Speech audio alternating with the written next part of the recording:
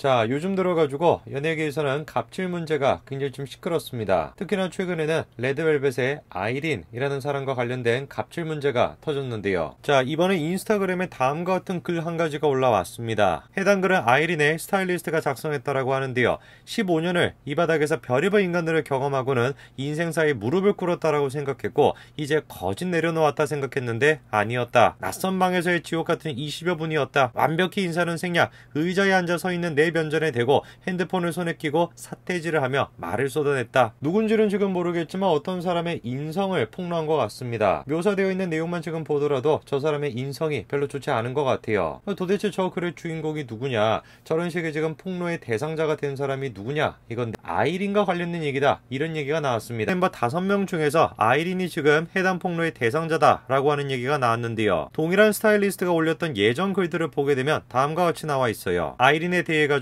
수줍게 핀 작은 송이 장미 같은 소녀, 한 걸음 떨어진 인사와 작은 송이 소녀가 건넨 작은 목소리, 눈인사가 떠올랐다. 그러면서 난 여전히 존재해, 아이린, 슬기, 몬스터, 너무 좋네, 이런 글을 썼던 거거든요. 자, 그래서 처음에는 폭로 대상자가 아이린이다 라고 하는 얘기는 말이 안 되는 얘기처럼 들렸습니다. 지금 폭로를 올린 스타일리스트의 다른 글을 지금 보게 되면은 아이린에 대해서 저런 식으로 장미 같은 소녀다 이런 식으로 칭찬을 하고 있는데 어떻게 지금 그 폭로의 대상이 아이린이 될 수가 있겠습니까? 그런데 시간이 조금 지나고 난 뒤에 해당 폭로의 주인공이 아이린이다 라고 하는 주장이 점점 더 신빙성을 얻게 되었습니다. 자, 보시게 되면은 원래 스타일리스트가 올렸던 글은 다음과 같았죠. 난 여전히 존재, 아이린, 슬기, 몬스터 너무 좋네, 이렇게 적혀 있었는데 이후에 해당 부분이 삭제가 되어버린 것이죠. 저런 식의 어떤 조짐들이 보이게 됨에 따라서 저 스타일리스트의 폭로 대상자는 아이린이다 라고 하는 얘기가 점점 힘을 얻게 되었습니다. 저 글에 대해 가지고 많은 또 스타일리스트와 스태프들이 동조를 하게 되면서 사건이 점점 더 커졌는데요. 자, 보시게 되면은 해당 글에 대해서 많은 스타일리스트들과 에디터, 코디, 다양한 스태프들이 좋아요, 공감을 했습니다. 그리고 이후에도 다음과 같이 이런 식의 폭로성 글들이 올라오기 시작했죠. 자, 그리고 결국에 아이린은 다음과 같은 사과문을 올리게 됩니다. 어리석은 태도와 경솔한 언행으로 스타일리스트 분께 마음의 상처를 드려 진심으로 죄송합니다. 사실 저는 개인적으로 아이린이라는 사람에 대해서 별다른 관심을 안 갖고 있기 때문에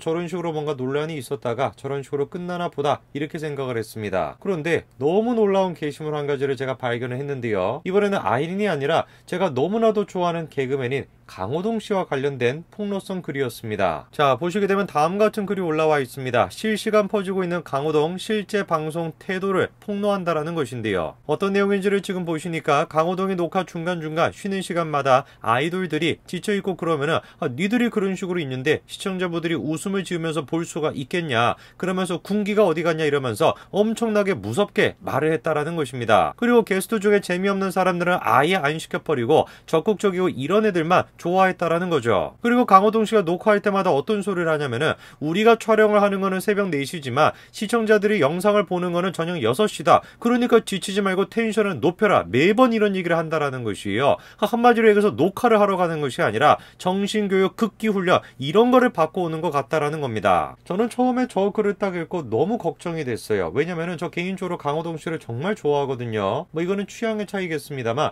어떤 분들은 막 그냥 강호동 씨 시끄러워서 싫다 이러시는 분들도 있지만 저는 개인적으로 강호동 씨가 막 이렇게 파이팅이 넘치는 모습을 보여주면 저도 막 힘이 나는 것 같아가지고 너무 보기 좋아요. 그런데 강호동 씨에 대해 가지고 저런 식의 지금 묘사가 되어 있는 걸 보면은 지금 눈에 뻔한 거 아니겠습니까? 야, 이거 지금 아이돌들을 데리고 어떻게 저런 식으로 하냐, 이것이야말로 갑질인 거 아니겠냐, MC의 지금 지위를 이용해가지고 갑질하는 것이 아니냐, 이런 얘기가 막 쏟아져 나올 텐데 제가 너무 걱정이 됐습니다. 그런데 웬걸 제가 걱정할 필요가 전혀 없었어요. 강호동 씨 이런 식의 모습에 대해서 어떤 반응이 나타났냐, 맞는 말이긴 하다, 프로의식이 남다르다, 우리 입장에서는 되게 멋있는데 같이 일하는 사람들은 힘들겠다, 이런 반응이 나오는 것이에요. 뭔가 조금 이상합니다. 강호동 씨에 대해서 지금 나와 있는 얘기를 들어보게 되면은 무슨 욕설이 됐건 강한 좀 표현이 됐건 그리고 또 위협이 됐건 굉장히 지금 스트레스를 줄 만한 갑질이라고 여겨질 만한 그런 식의 행동을 했습니다. 그런데 강호동 씨의 경우엔 좋은 방송을 위한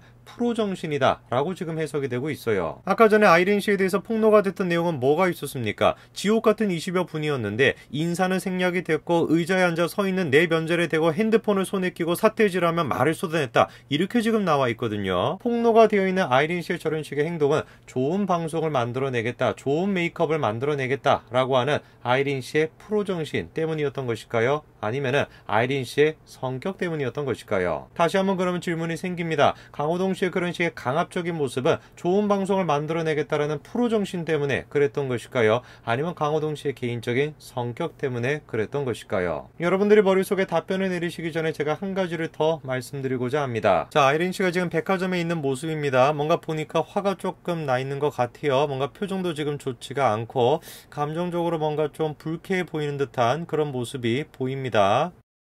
아이린 씨의 지금 저런 식의 모습을 보고 여러분들은 어떤 생각이 드십니까? 아이린 씨의 평상시의 인성이 그대로 드러났다, 아이린 씨가 저렇게나 나쁜 사람인 것인데 그런 모습이 지금 은연중에 드러난 것이다, 그런 생각이 드십니까? 실제로 지금 보니까 다음과 같은 반응들이 많습니다. 표정이 뭐 좋지가 않다라고 하는 것이고, 무슨 뭐 신도시 아줌마 같다 뭐 이런 얘기까지도 지금 나오고 있죠. 제가 굉장히 흥미롭게 바라보는 점 중에 한 가지가 무엇이냐면, 다른 나라에 비해서 특히나 우리나라에서 중요한 사회적인 이슈로 여겨지는 것이 바로 이 갑질 문제라는 것입니다. 그럼 질문이 생기죠. 왜 도대체 다른 나라에 비해서 유달리 우리나라에서는 이 갑질이라고 하는 것이 심각한 사회 문제로 여겨지냐? 이유가 간단한 거 아니겠습니까? 우리나라 사람들이 갖고 있는 가장 기본적인 특성 때문에 그렇죠. 어떤 한 명의 인물, 어떤 하나의 현상을 평가하는 데 있어가지고 대한민국 국민들은 객관적인 어떤 지표를 바탕으로 현실적으로 보이는 행동을 바탕으로 평가하지를 않습니다. 오히려 대한민국 사람들이 평가하는 기준은 무엇이냐면 눈에 보이지 않는 거,